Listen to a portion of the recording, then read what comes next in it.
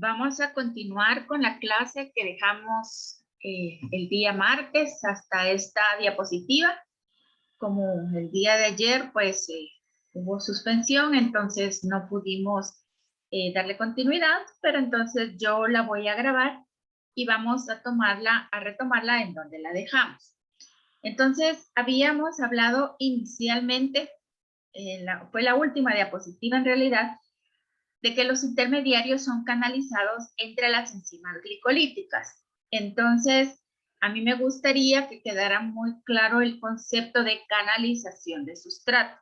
Entonces, canalización de sustrato va a significar entonces que el sustrato se va a canalizar, es decir, va a pasar un sustrato o un intermediario metabólico directamente entre una enzima y la siguiente enzima y la siguiente enzima de una vía metabólica, ¿verdad? Quiere decir que nunca va a ser liberado al solvente. Esto, como les había mencionado, pues entonces asegura que el proceso sea más rápido, que sea eficiente, comparado a la manera en que sería si fuera como lo pensaban en los años 50, en los años 60, en donde se creía que sí era cierto, ¿verdad? Había una acción secuencial de las enzimas, pero que como las enzimas eran solubles en el citoplasma, estaban separadas entre sí y que entonces el sustrato y los intermediarios metabólicos se diluían, ¿verdad? Se difundían en el citoplasma y una parte de esta lograba llegar a la siguiente enzima.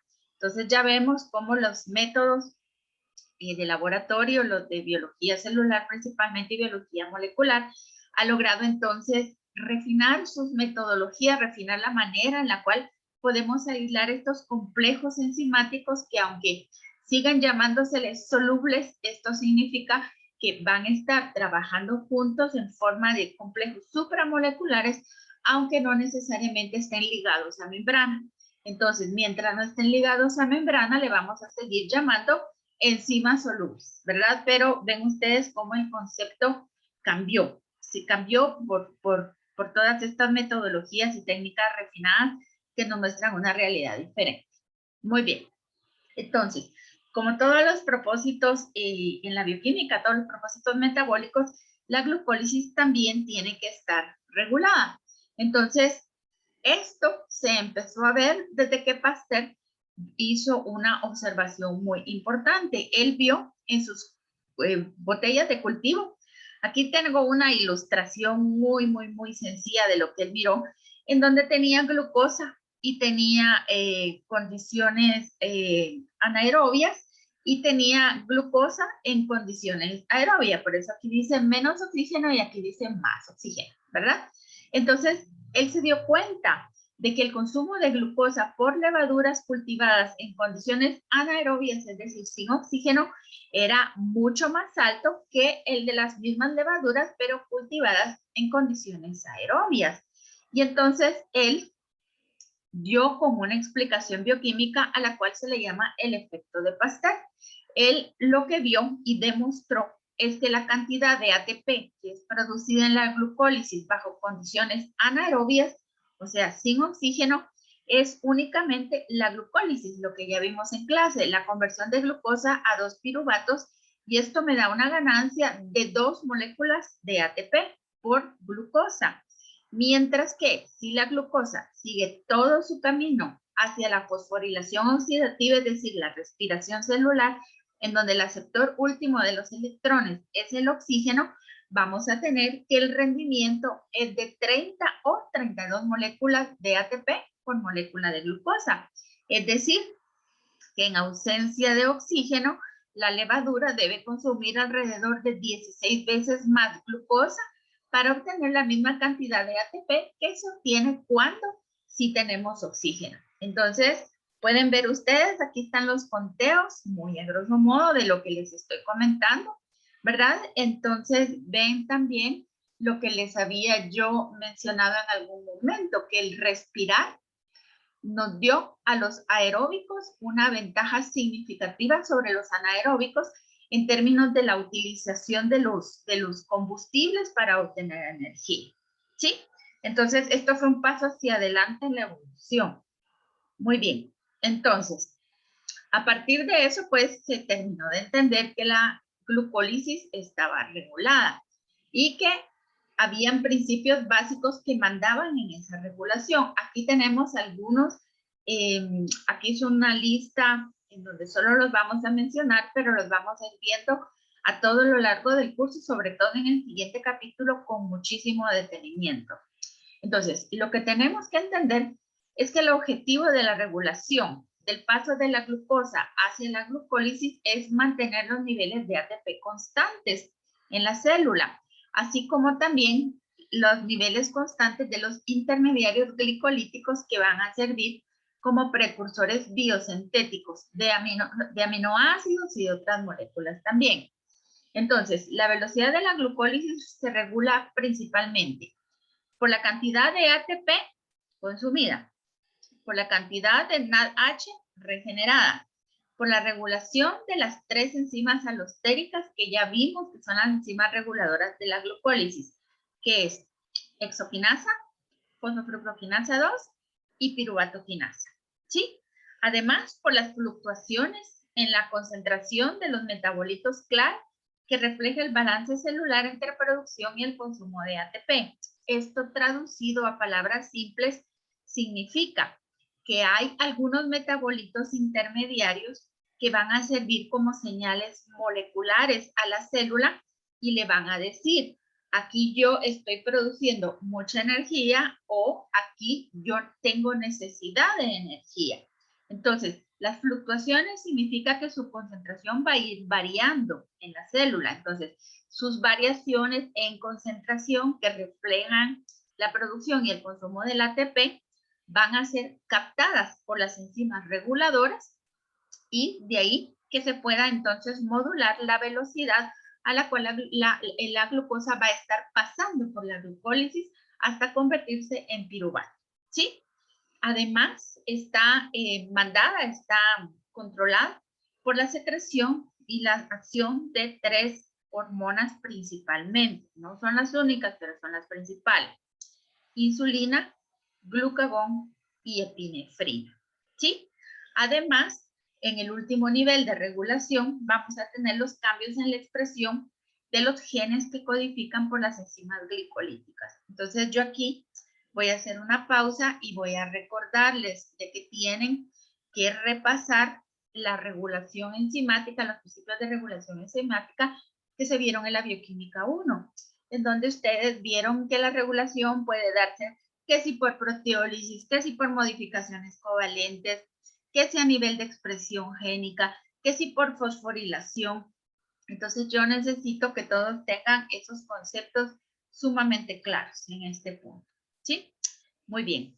Entonces, cuando hablamos de cambios fisiológicos y cómo el metabolismo se tiene que adaptar, va a tener que fluctuar para poder mantener la concentración de ATP constante, me estoy refiriendo a diferentes cambios fisiológicos. Puede ser los cambios fisiológicos, por ejemplo, que ocasionan que nos metamos a jugar un partido de fútbol americano o el soccer que jugamos nosotros en Latinoamérica, o diferentes tipos de actividad o de inactividad. Todos los cambios fisiológicos, me estoy refiriendo, por ejemplo, también al embarazo. Me estoy refiriendo también a la pubertad. Me estoy refiriendo, por ejemplo, a trabajar uno sentado frente a la computadora. Todos esos cambios fisiológicos tienen que producir un efecto en nuestras células que les permitan adaptarse a las necesidades que tenemos de ATP y a la vez mantener las concentraciones de ATP constantes para poder cumplir con todo. Entonces, un aumento en la actividad del, muscular, por ejemplo, o una disminución en la disponibilidad del oxígeno por razones naturales o patológicas, una baja en la ingesta de carbohidratos, porque, qué sé yo, decidí ponerme a dieta finalmente y le bajé a los carbohidratos. Pueden ser muchos los cambios fisiológicos que tenemos. Esto, como les decía, va a producir un cambio en los patrones metabólicos del uso que vamos a tener de los carbohidratos y de todos nuestros energéticos en general. Entonces, el cambio de patrones metabólicos produce un cambio del flujo de carbohidratos, ya sea el de las reservas o de las fuentes externas, hacia la glucólisis, con el propósito último, como les repito, de mantener la concentración de ATP constante. ¿Y cómo lo va a lograr? principalmente regulando las enzimas clave en el músculo y en el hígado. Principalmente, pero no son las únicas. Ya habíamos mencionado esto, ¿verdad? Que hay diversos niveles de regulación, pero ahorita en la bioquímica nos vamos a estar enfocando en la regulación de las enzimas clave, ¿sí? Muy bien. Entonces, yo sé que aquí la vía, la figura, no sé por qué razón pierde resolución cuando la pongo completa en la diapositiva, pero ustedes la tienen completa en su libro y entonces pues no hay ningún problema. Yo al final lo que quería es que tuviéramos la oportunidad de mirarlo así a ojo de pájaro, o sea, mirar el conjunto completo de las 10 reacciones para que localicemos una vez más en dónde están las 3 enzimas reguladoras. En la primera reacción, la enzima que lo cataliza se llama exoquinasa. ¿Por qué tengo aquí yo un slash glucoquinasa? Porque algunas isoformas de la exoquinasa se van a llamar glucoquinasa, principalmente la que va a aparecer en el hígado. No se preocupen, no se angustien por esto, lo vamos a ver con mucho detenimiento en el próximo capítulo. Solo sepamos que esta reacción puede ser catalizada por cualquiera de estas dos formas. Luego tenemos en la tercera reacción a la fosfofructoquinasa 1 y en la última reacción a la piruvatoquinasa. ¿Sí? Entonces ya ven ustedes lo que yo les había mencionado. Esto es así como retomar los conceptos que vimos en las diapositivas anteriores. El flujo de la glucosa hacia la glucólisis es regulado segundo a segundo por la modificación alostérica de las enzimas clave. ¿Qué señales son? Fluctuaciones en las concentraciones de metabolitos clave, que le van a reflejar a las células su balance entre la producción de ATP y el consumo, ¿sí? Es decir, si yo tengo un montón de ATP, la célula lo va a saber. Si yo hidrolicé un montón de ATP y lo que tengo ahora es un montón de ADP o AMP, la célula lo va a saber también. Y finalmente, como habíamos dicho, las hormonas insulina, glucagón, epinefrina y la regulación genética. Entonces ven que aquí yo repito la información que tenía en la diapositiva anterior porque es sumamente importante, ¿verdad? Entonces yo quería que ustedes vieran el panorama completo para que terminen de comprenderlo. Recuerden que la comprensión y la ubicación en los mapas metabólicos de todo esto permite que uno memorice la información. A este punto, este es un curso formativo y vamos a necesitar memorizar vías, patrones metabólicos, patrones de expresión, patrones de regulación y nombres de las enzimas. ¿Sí? Muy bien. Entonces aquí viene otro personaje que tiene un nombre muy grande en la bioquímica. Él se sacó, ¿verdad? A él le otorgaron el Premio Nobel en Fisiología y Medicina en 1931 y sus descubrimientos tienen un impacto muy grande. En el momento no se visualizó el impacto que iba a tener su descubrimiento. Posiblemente él tampoco se imaginó que para cuántos, 80 años después, íbamos a tener una epidemia de cáncer en el mundo y que íbamos a necesitar de lo que él descubrió y que está definido como el efecto de Warburg. ¿Para qué? Para aplicaciones diagnósticas en cáncer y también para utilizar como blancos terapéuticos las vías de degradación de la glucosa en células cancerosas. ¿Sí? Entonces, por eso yo les pongo, miren, este es Otto Warburg, el ganador del premio Nobel, y yo les hago aquí la pregunta. ¿Quieres comprender la base bioquímica que fundamenta el desarrollo de quimioterapéuticos que tienen como blancos a las enzimas de la glucólisis y la vía de las pentosas fosfato?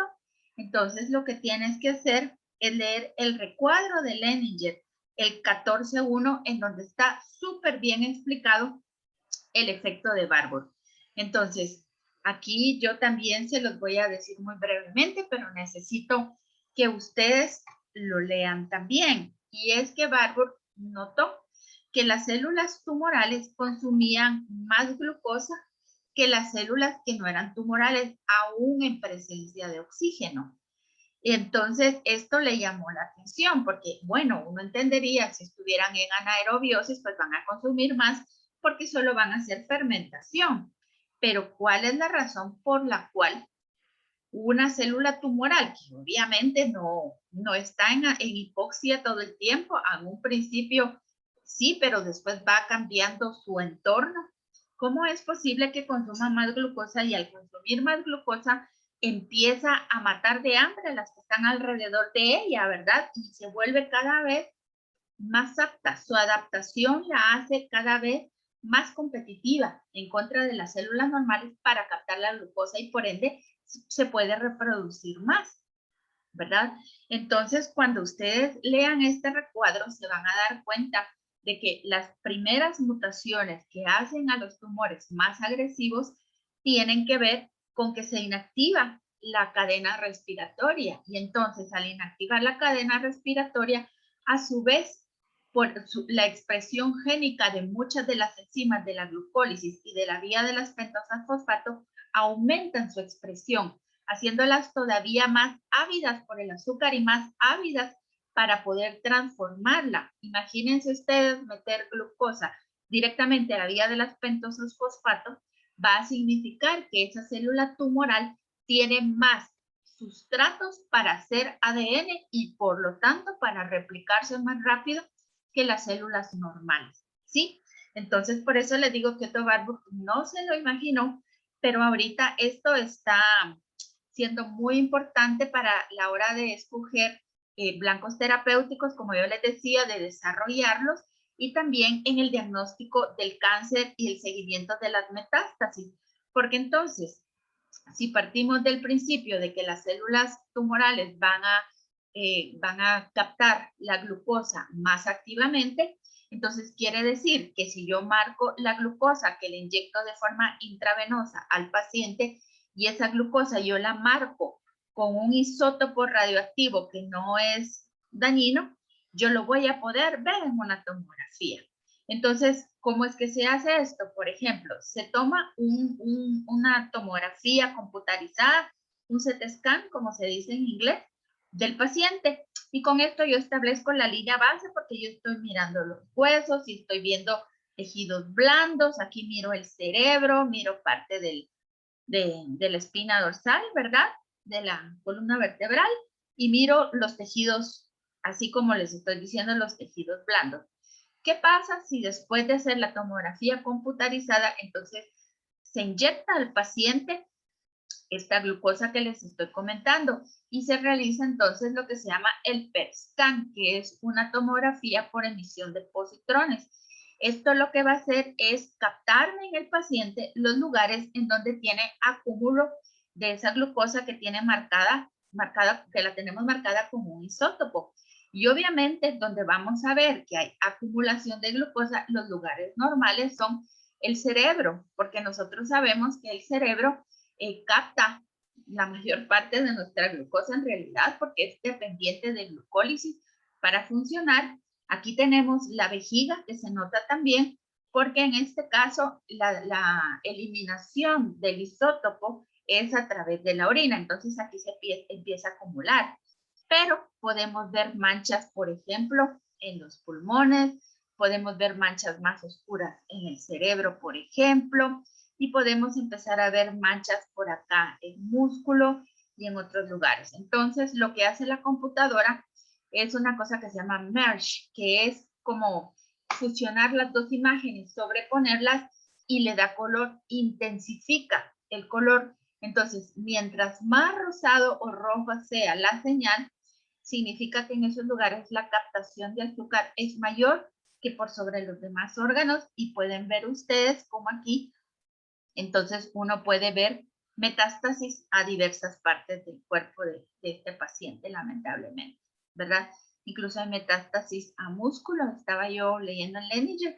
Véanlo, es bastante interesante. Estos PET scans en Guatemala solo se hacen en un lugar y son carísimos, pero son muy útiles al momento de hacer el diagnóstico inicial para poder darse uno una idea completa de la situación del paciente y no empezar a atacarlo por un lado y después por otro y después por otro. Esto da una visión integral y como les comento, pues está basado en el descubrimiento de Otto Warburg.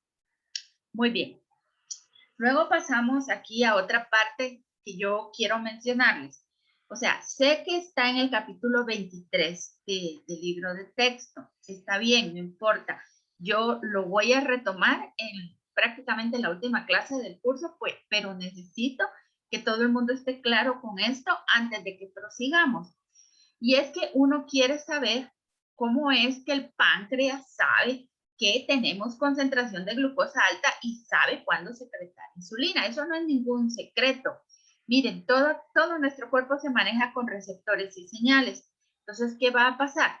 Tenemos a las células beta del páncreas en los islotes de Langerhans, ¿sí? Entonces, las células beta del páncreas son las que van a secretar insulina. Espero que hayan visto esto en biología general, pero si no, pues es el momento de darle una leidita al tema.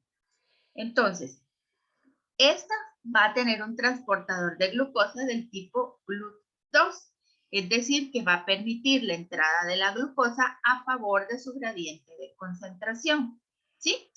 Cuando entre la glucosa, pues inmediatamente va a ser fosforilada para evitar que se escape. Entonces, ahora vamos a tener glucosa 6-fosfato, la voy a pasar por glucólisis, ciclo de Krebs, fosforilación oxidativa, y esto al final lo que va a hacer es aumentarme la concentración intracelular de ATP, ¿sí? Cuando empiezo yo a aumentar mi concentración intracelular de ATP, esto va a inhibir a los canales de potasio, ¿verdad? Dependientes de ATP, los va a inhibir. Y entonces, cuando los inhibe, ¿qué va a pasar? Va a iniciar la despolarización de la membrana, ¿verdad? Y al iniciarse la despolarización de la membrana, los canales canales iónicos de calcio se van a abrir y van a permitir entrar el calcio al citoplasma a favor de su gradiente de concentración. A su vez, esto le va a dar una señal al retículo endoplásmico para que libere calcio también, y entonces en el citoplasma la acumulación de calcio es tan alta que va a incitar, va a estimular a la célula para que entonces se secrete la insulina a la sangre, y entonces ya la insulina va a hacer su función, ¿verdad? Su función al final va a ser inducir a las células que tienen receptores de insulina a captar glucosa y a retirarla de la sangre para mantener la homeostasis de nuestro cuerpo, ¿sí? Entonces, esto es la manera en la cual los islotes de Langerhans saben cuándo hay una concentración alta de glucosa, y entonces en base a eso van a secretar insulina. ¿Y cómo saben que la concentración de glucosa está alta? Porque el transportador tiene una KT, es decir, que va a alcanzar la mitad de su velocidad máxima a una concentración de glucosa alta, que la vamos a alcanzar básicamente después de comer, ¿sí? ¿Está bien? Vamos a hablar de números cuando llegue su momento. Por ahorita me interesa que ustedes conozcan esta situación. Entonces, ¿cómo es que se va a internalizar glucosa? ¿Y por qué es que cuando no secretamos insulina nos da diabetes mellitus tipo 2? ¿Verdad? Entonces, para que recordemos aquí que los transportadores de glucosa en humanos están descritos estos 12 tipos, sin embargo, no para todos vamos a tener un rol ya demostrado. Es decir, aquí se han descubierto las proteínas, por ejemplo, por secuenciación de proteínas o por modelaje en computación. Se sabe que tenemos los genes que codifican por ellos, pero la función aún debe demostrarse. Conocemos los lugares también en donde se expresan, es decir, que GLUT2 lo vamos a encontrar expresado en hígado, los islotes del páncreas y el intestino. Y por ejemplo, los GLUT4 los vamos a encontrar en el músculo, el esquelético, ¿verdad? En el tejido adiposo y en el corazón. Tenemos aquí los demás que seguramente ustedes vieron en la bioquímica 1. Yo subrayo estos dos porque es a los que me voy a estar refiriendo en esta clase. Entonces, el GLUT2 va a funcionar en el hígado y en el riñón para remover el exceso de glucosa de la sangre, y en el páncreas, como acabamos de ver, para regular la liberación de la insulina. Ahora, ¿qué pasa con los GLUT4? Y ojo, es a estos a los que les vamos a poner atención ahorita. Resulta que su actividad es estimulada por la presencia de insulina. Entonces, quiere decir que cuando los GLUT4 están en músculo, tejido adiposo y corazón, para poder actuar correctamente y poder introducir glucosa a estos tejidos que son tan activos, yo voy a necesitar la presencia de insulina, ¿sí? Entonces, si ustedes no lo recuerdan, por favor, denle un vistazo a la tabla 11.3 y está en las guías de estudio también para que por favor revisen esta parte del capítulo que se dio en la bioquímica 1. Yo aquí les muestro yo esto lo escaneé del libro 2017 porque yo tengo el documento electrónico, pero no es maravilloso, digamos. No puedo sacar algunas tablas completas con fotografías. Lo he tenido que hacer porque el documento electrónico de esta tabla en particular está defectuoso. Entonces yo le tomé una foto a mi libro y ustedes pues se darán cuenta que para aquí en la edición anterior, en la del 2013, se desconocían los roles reales de algunos de los transportadores, pero aquí ya tenemos una idea un poquito más completa, si ustedes se dan cuenta. Entonces, pues fijarnos que los GLUT4 que están en este lugar, pues permiten la entrada a estos tejidos, pero también tenemos otros transportadores que también van a estar localizados en algunos de esos tejidos y también van a dejar entrar la glucosa, pero veamos los KTs. Vemos aquí los KTs que también son importantes. Digamos, GLUT4 va a dejar entrar glucosa cuando esté a concentración de 5 milimolar en la sangre, ¿verdad? Vemos acá, por ejemplo, que estos GLUT que se acaban de describir tienen una KT más baja, es decir, a punto 16 milimolar van a alcanzar la mitad de su velocidad máxima. Igual GLUT4 con 5 milimolar alcanza la mitad de su velocidad máxima. ¿Verdad? Antes de 5 obviamente deja entrar también, pero en 5 alcanza la mitad de su velocidad máxima, recordando que KT es un análogo a la constante de Michaelis-Menten, ¿sí? Entonces no es que no vaya a entrar ni una gotita al músculo o al corazón si yo no tengo insulina, no es así tanto, ¿verdad? Pero lo más eficiente es cuando tenemos GLUT4, ¿sí? ¿Está bien? Esto es para que nadie se confunda ante los nuevos descubrimientos que ven ustedes, que esto es bastante más reciente, porque se publicó en el año 2013 y por eso es que no aparecía en las publicaciones, en las ediciones anteriores del NN, ¿sí? Para que no se confunda nadie. Aquí tenemos el paper original, cualquiera lo puede acceder a través de Ginari, por ejemplo, si le quieren dar una leída un poquito más a profundidad. Y entonces esto es muy bonito. Yo no sé si lo vieron en la bioquímica 1, es el recuadro 11.1, pero es aquí en donde uno puede mirar cómo es que la glucosa es internalizada y por medio del transportador GLUT4 y qué es lo que pasa cuando tenemos diabetes mellitus tipo 1. Cuando lo normal sucede es que entre comidas vayamos a tener nosotros una disminución del azúcar, ¿verdad? Entonces, entre comidas también van a disminuir los transportadores GLUT4 sobre las membranas celulares. ¿Por qué razón? Porque se van a secuestrar en estas vesículas que estamos mirando acá.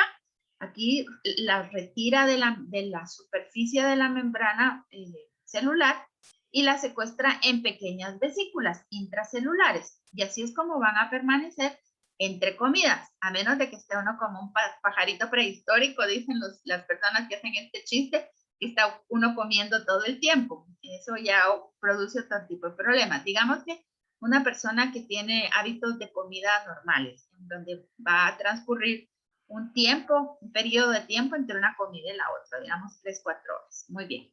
Entonces, van a estar internalizados acá en estas vesículas.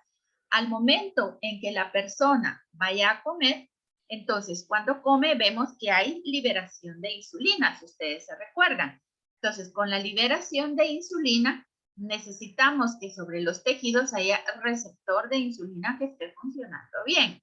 Cuando el receptor de insulina funciona bien, se viene toda la cascada de señalización de la insulina, que ustedes se recordarán, fosforilación de ISR1 y todo el resto de la cascada que ya todos conocemos, solo que aquí va a actuar a través de la vía del PKB. Ahorita lo vamos a ver en la próxima diapositiva. Entonces, cuando se activa toda la cascada de la fosforilación, al final, PKB, perdón, lo que va a hacer es favorecer la fosforilación de diversas proteínas y con esto entonces las vesículas se van a fusionar nuevamente aquí en la superficie de la membrana celular, exponiendo a los receptores GLUT4 que van a permitir la entrada de glucosa a los tejidos que yo ya les había comentado, ¿sí? Entonces, cuando se funcionan con la membrana plasmática y aumenta el número de transportadores GLUT4 en las células, se ha visto que la captación de la glucosa se incrementa al menos 15 veces en comparación con células idénticas que no van a tener transportadores GLUT4. Entonces ya puede uno entender, ok, aunque estén otros transportadores que pudieran dejar entrar azúcar en estos tejidos, la presencia del GLUT4 es sumamente importante porque cuando está presente aumenta ya ese transporte basal que yo había visto 15 veces más. Y esto hace la diferencia. ¿Y cómo lo sé? Porque al evidenciar lo que pasa con los pacientes diabéticos, conocemos entonces que aunque hayan otros transportadores, estos son de suma importancia. En ciencia, cuando uno quiere saber para qué funciona algo, lo quita. Y entonces cuando uno lo quita, puede ver uno todo el impacto que tiene quitar ese factor y eso es lo que pasa con GLUT4. Entonces, por eso es que su actividad está demostrada con experimentos científicos, con controles adecuados y conocemos entonces que aunque estén los otros transportadores, la presencia o ausencia de insulina impacta sobre el GLUT4 y por lo tanto la presencia o ausencia de GLUT4 en las membranas celulares impacta también en el metabolismo de una persona diabética, ¿sí? Entonces, si se recuerdan ustedes, yo espero que sí, la insulina va a activar la cascada de fosforilación una vez se sitúa sobre su receptor. ¿Se acuerdan que entonces va a fosforilar a su sustrato? Que se llama Insulin Receptor Substrate Number 1. Esas son sus siglas en inglés, ese es su nombre en inglés y por eso se llama IRS1, ¿sí? Entonces, este sustratito va a activar por fosforilación a la quinasa fosfatidilinosinol 3 quinasa. Y entonces PI3K me va a transformar al fosfolípido PIP2 en PIP3. Yo espero que todo el mundo se acuerde de cómo se llaman estos dos fosfolípidos, fosfatidilinositol, bifosfato y trifosfato, ¿verdad? Y entonces, una vez PIP3 está formado, se va a unir a la proteína quinasa B, que se llama PKB, y PKB a su vez va a estar fosforilada por otra quinasa, que no viene al caso, y ya fosforilada es donde yo les decía que va a estimular el movimiento del transportador GLUT4 desde las vesículas internas hacia la membrana plasmática, incrementando la captación de glucosa en al menos 15 veces. ¿Sí? Espero que esto haya quedado claro. Es un modelo precioso. Como ven ustedes, esto lo tomé del recuadro 11.1 y esta figura está adaptada de la figura 12.16 del libro de texto. Muy bien. Entonces, solo para que recordemos aquí, la diabetes mellitus es una deficiencia en la producción de la insulina, por lo tanto no se puede internalizar la glucosa sanguínea eficientemente, que va a permanecer alta por un tiempo prolongado en sangre, porque los tejidos que yo les mencioné no lo van a poder captar, ¿sí? Es diferente de la diabetes tipo 2, esto les voy a dejar a todos ustedes la tarea de investigar cuál es la causa de la diabetes tipo 2 comparada con la de la diabetes de tipo 1, ¿sí? La diabetes de tipo 1 es principalmente genética, por eso es que aparece en la niñez o puede aparecer en adultos muy jóvenes.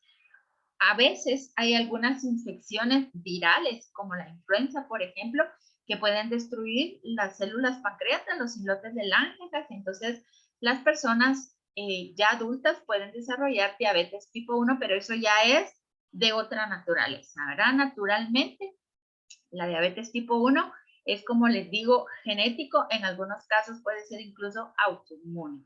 Las causas de la diabetes tipo 2, les voy a adelantar, están asociadas en gran parte a la obesidad y a la vida sedentaria. Entonces, les voy a dejar esto hasta acá para que ustedes den una leidita e investiguen y me cuenten qué encontrar, ¿sí? Y entonces pasamos ahorita a las otras vías que van a alimentar la glucólisis. Es decir, que la glucólisis no va a estar alimentada solo por glucosa, sino para qué comemos fructosa, por ejemplo, ¿verdad? Los diabéticos tipo 1 o los tipo 2, por ejemplo, entonces, ¿qué? ¿No pueden consumir nada de glucosa? No, ¿verdad? Muchas de las dietas que se les dan a los pacientes con este tipo de problema incluyen que su glucosa la adquieran a través de la fructosa, porque vimos que la fructosa tiene un transportador independiente de insulina en primer lugar y va a entrar a la glucólisis también en segundo lugar, ¿sí? Entonces podemos mirar, por ejemplo, que la galactosa, que viene de la hidrólisis de la lactosa, va a entrar como glucosa 1-fosfato. Vemos que el almidón y el glucógeno que tenemos almacenados, estos no son de la dieta, también van a entrar como glucosa 1-fosfato directamente a la glucólisis. Tenemos, por ejemplo, aquí que la glucosa, que puede venir de la degradación de la trealosa, también de la hidrólisis de la lactosa, por ejemplo, por medio de la hexoquinasa, pues ya sabemos que se convierte en glucosa 6-fosfato y así es como entra la glucólisis. Tenemos también que la manosa puede entrar por medio de la fosfomanosa isomerasa en forma de fructosa 6-fosfato y que la propia fructosa puede entrar por medio de la acción de la hexoquinasa en forma de fructosa 6-fosfato, pero también puede entrar en forma de gliceraldehído 3-fosfato. Entonces, ya ven ustedes por qué es que necesito que ustedes se conozcan los 10 intermediarios de la glucólisis para que recuerden entonces que la glucólisis empieza con glucosa 6-fosfato, pero que vean ustedes que cuando hablemos de glucógeno y almidón y hablemos de otros sustratos que alimentan la glucólisis, desde glucosa 1-fosfato por medio de una fosfoglucomotasa, yo lo puedo convertir en glucosa 6-fosfato y puedo alimentar la glucólisis también, ¿sí? Lo importante es que todos estos como monosacáridos hayan entrado a la célula, porque ya en la célula las enzimas se encargan de derivarlo hacia la glucólisis. Aquí tenemos la figura que se presenta en la edición del año 2013. Es un poquito más explícita, pero yo se las dejé la anterior porque como tiene menos información, es más fácil de visualizar lo que les quería mostrar. Pero, por ejemplo, aquí tenemos la entrada de glucógeno, almidón, disacáridos, fixosas a la fase preparatoria de la glucólisis y lo podemos mirar acá. Por ejemplo, la trealosa, por medio de la trealasa, ya habíamos platicado que se convierte en 2 moléculas de glucosa. La lactosa, por medio de la lactasa, se divide en glucosa y galactosa. La sucrosa, por medio de la sucrasa, se divide en glucosa y fructosa. Por ejemplo, tenemos nosotros, vamos a regresar después al glucógeno endógeno. Aquí se me pasó. Solo quería que recordáramos acá, entonces, el glucógeno de dieta o el almidón van a ser degradados inicialmente por la alfa-amilasa y la alfa-amilasa lo que me va a dar son glucosas, ¿verdad? Entonces, cuando hablamos de la galactosa va a entrar en forma de UDP-glucosa. Van a ver ustedes que primero se convierte en UDP-galactosa, después en UDP-glucosa y va a entrar como glucosa 1-fosfato. Tenemos entonces acá que el glucógeno endógeno, es decir, que tenemos almacenado, va a entrar por fosforólisis como glucosa 1-fosfato. Entonces, ya aquí veamos diferencia. De una manera va a entrar el glucógeno endógeno, que es el que ya tenemos almacenado en nuestras células, principalmente en las hepáticas y musculares, y otra cosa es el glucógeno o el almidón que nos estamos comiendo y que está entrando con la dieta. Son dos cosas distintas. Si fuéramos plantas, pues aquí también tendríamos almidón almacenado, igual entra por fosforólisis, o sea, que estas vías se han conservado en los eucariotas, ya sea células vegetales o células animales, ¿sí? Ya habíamos platicado de que la hexoquinasa me va a permitir la entrada de glucosa, de fructosa y de manosa como fructosa 6-fosfato o como glucosa 6-fosfato, ¿sí? Y miramos acá lo que les había mencionado también, que la fructosa, por medio de la fructoquinasa, puede dar un pequeño desvío y puede entrar como gliceraldehído 3-fosfato. De ese desvío vamos a platicar en un momentito. Veamos aquí más de cerca cómo entran el glucógeno y el almidón, que están almacenados en las células y que van a ser degradados por fosforólisis para lograr meterlos a la glucólisis. Entonces, si ustedes se recuerdan, aquí tenemos la estructura del glucógeno. Si ustedes se recuerdan de su bioquímica 1, aquí tenemos el enlace alfa 1,4. Y entonces, en una reacción catalizada por la enzima glucógeno fosforilasa, esta es otra enzima que tenemos que aprendernos, es una enzima reguladora, ¿verdad? Se va a catalizar el ataque por el fósforo inorgánico del enlace glucosídico en alfa 1,4, y entonces lo que se va a liberar de la reacción es una glucosa 1-fosfato, y la cadena que yo tengo aquí de glucógeno se va a ver reducida en un azúcar, ¿verdad? Va a tener un residuo menos. Digamos que aquí la cadena hubiera sido de 51, cuando le quito esta glucosa, ahora la cadena es de 50, ¿sí? Entonces, la fosforólisis, pues la podemos mirar acá. Como les digo, si fuera almidón, pues sería el almidón fosforilasa, y podemos mirar aquí más detenidamente las estructuras. Como ustedes miran, aquí tenemos el fosfato en el carbono 1, por eso se llama glucosa 1-fosfato, y aquí tenemos el almidón reducido en una unidad, ¿sí? ¿Cómo sucede esto? ¿Cómo es que hay degradación de glucógeno? Porque además de todo, el glucógeno pues es una molécula ramificada, como ya hemos platicado. Entonces, si es ramificada, obviamente la amilasa no lo va a poder degradar todo. Por eso es que se recuerdan que habíamos hablado de que iba a dejar productos, digamos, parciales cuando no lo comemos. ¿Qué pasa con el glucógeno que tenemos almacenado? Igual también va a ser ramificado, y nuestras enzimas lo tienen que degradar. Entonces, ¿cómo lo van a hacer? Pues inicialmente la glucógeno fosforilasa, ya vimos que va a romper enlaces alfa 1,4 y me va a estar dando moléculas de glucosa 1-fosfato. Pero, ¿qué va a pasar cuando estemos cerca de una ramificación? La ramificación, se recordarán ustedes que está en enlace alfa 1,6. Entonces, ¿qué va a pasar? Cuando estemos a 3 residuos de la glucosa que tiene la ramificación, que está implicada en la ramificación, va a entrar a actuar una enzima que se llama desramificante, la enzima desramificante. Entonces, la enzima desramificante va a tener acción, como su nombre lo dice, de desramificar. Va a agarrar estos 3 azúcares que están a la par del implicado en el alfa 1,6 y lo va a pasar al extremo de la cadena de abajo. Miren, y entonces ahora ya me vuelve a dejar un polímero lineal con una única ramificación. Entonces, esta es la actividad transferasa, o sea, de transferencia de la enzima desramificadora. Ahora vamos a tener que esta enzima desramificadora también tiene actividad glucosidasa alfa 1,6. Eso quiere decir que ahora me va a cortar el azúcar que está en enlace alfa 1,6 y me va a liberar una molécula de glucosa, y ahora sí, yo ya tengo el polímero lineal y voy a seguir, va a seguir siendo atacada por la glucógeno fosforilasa hasta que encuentre otra ramificación, y así es como va a actuar, ¿sí? Entonces, todas las glucosas 1-fosfato van a ser transformadas en glucosa 6-fosfato por medio de la enzima que se llama fosfoglucomutasa.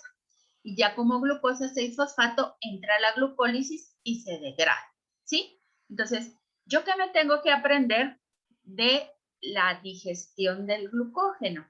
Por lo menos ahorita que estamos viendo el del glucógeno almacenado. Me tengo que aprender que va a ser introducido a la glucólisis por acción de 3 enzimas. Primero, la glucógeno fosforilasa, que es una enzima reguladora. Después, por la actividad desramificante, ¿verdad? Desramificante y por la actividad de la enzima desramificadora, que tiene 2 actividades, tiene 2 dominios, uno transferasa y uno glucosidasa, ¿sí? Y la tercera enzima es una fosfoglucomutasa. que me convierte la glucógeno 1-fosfato en glucosa 6-fosfato y con eso ya puede entrar a la glucólisis. ¿Sí? Muy bien. Entonces, aquí yo les dejo una pregunta. Es pregunta frecuente porque es pregunta de examen, usualmente. Y está, este es el ejemplo resuelto 14.1 que está en el capítulo de Leniger, en donde yo les pido que por favor lo hagan para que puedan ustedes constatar cuál es la ventaja energética que tiene la fosforólisis en comparación con la hidrólisis del glucógeno. Porque el glucógeno lo hidrolizamos cuando lo tenemos en la boca, cuando lo comemos, igual que el almidón. Entonces, eso es una hidrólisis en donde el agua es el que va a hacer el ataque, ¿verdad? Pero ¿cuál es la diferencia con una fosforólisis? Más allá de su estructura, ¿cuál es la ventaja energética que tiene para nuestro cuerpo el tenerlo almacenado comparado con tener que digerirlo desde la dieta? Entonces les dejo la pregunta y me comentan ustedes si hacen cuando hagan el problema, si comprendieron ustedes el concepto. Aquí nos vamos entonces a la fructosa. La fructosa que proviene de la dieta, ya habíamos dicho, es la que nos comemos con la fruta. Hay algunos aditivos que utilizan fructosa también, pero también puede ser producida por la hidrólisis de la sucrosa en el intestino delgado de los vertebrados.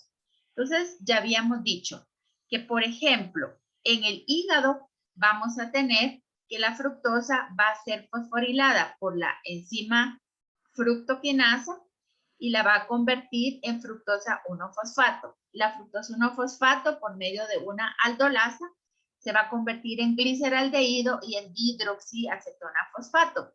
Esto ya nos empieza a sonar a algo conocido, ¿verdad? El gliceraldehído, para convertirse en gliceraldehído 3-fosfato, es fosforilado por la triosa quinasa y la acetona fosfato, igual que como sucede en la glucólisis en el paso número 5, por medio de la triosa fosfato isomerasa se va a convertir en gliceraldehído 3-fosfato y de esta manera va a entrar a la glucólisis cuando estamos hablando de hígado.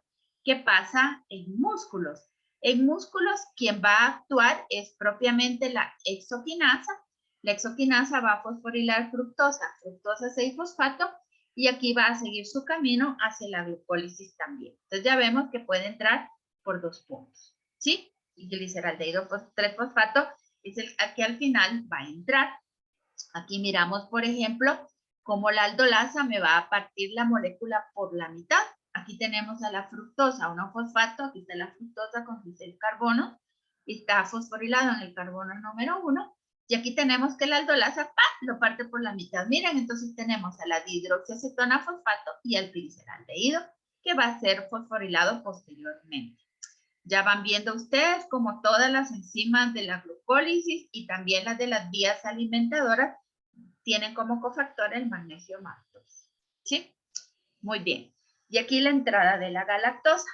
La entrada de la galactosa no es tan sencilla de comprender hasta que uno mira toda la reacción, toda la reacción. Se le complica a uno un poco entenderlo, pero tal vez es más fácil cuando uno entiende que el UDP, que es esta molécula que estamos mirando acá, que es un uracilo difosfato, su base nitrogenada, sus ribósilos fósforos, va a funcionar más bien como un acarreador de una manera semejante como lo hace una coenzima, y lo que va a acarrear son en realidad grupos hexosa, es decir, que va a intercambiar galactosa por glucosa. Y entonces, ¿cómo es el asunto? Miren acá, tenemos a la galactosa que entra de la dieta, ¿verdad? Por medio de la enzima galactoquinasa, vamos a fosforilarla nuevamente, el magnesio es el cofactor, y lo voy a convertir en galactosa 1-fosfato, ¿sí? Entonces, ¿qué va a pasar? Ahorita por medio de esta enzima que se llama UDP glucosa, galactosa 1-fosfato uridilil transferasa, yo al final le digo la transferasa porque es bastante complicado el nombre, pero hay que aprendérselo. Entonces lo que va a hacer es que va a haber un intercambio.